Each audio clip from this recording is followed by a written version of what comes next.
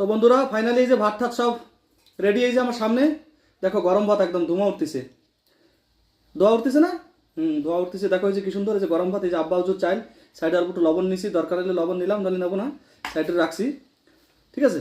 আর এই যে কেবল এই যে বড়ির রেসিপিটা বানাইছি, দেখো কত সুন্দর কালার আছে, একদম যেন খাসির মাংস। এই যে ঢালি দিলাম, ঠিক আছে। জল তো এই যে সামনে খালি রাখিস না, জল আমি খাই না, খাওয়ার পরে জল খাই, ঠিক আছে। খাওয়ার পরে একবারে সবটুক জল খাই দেবো আমি।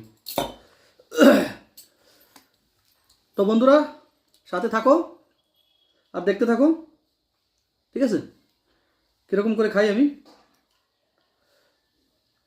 আপনারা তো এরকম খান না, আমি কীরকম খাই সে একটু দেখেন, কমেন্ট করেন, কমেন্ট করে বলবেন প্লিজ। অনেক আশা করে ভিডিও বানাই আপনাদের জন্য, সত্যি বন্ধু, মানে কই তো মানে দুঃখ লাগে, তারপরে কই একটু কমেন্ট শেয়ার লাইক একটু করলে ভালো লাগে বন্ধুরা, ঠিক আছে। মানুষ জন্মে আর কি আছে বলেন, হ্যাঁ, এক অপরকে সাহায্য করা, এটাই তো মানুষত্বা নাকি।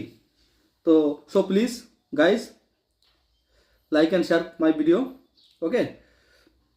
গরম গরম খাওয়ার মজাটাই আলাদা।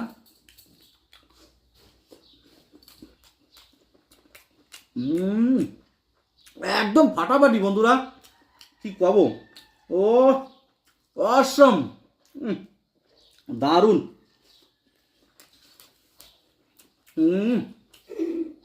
মরে যাওয়ার মতন টেস্ট হয়েছে, পুরো মরে যাওয়ার মতন টেস্ট হয়েছে।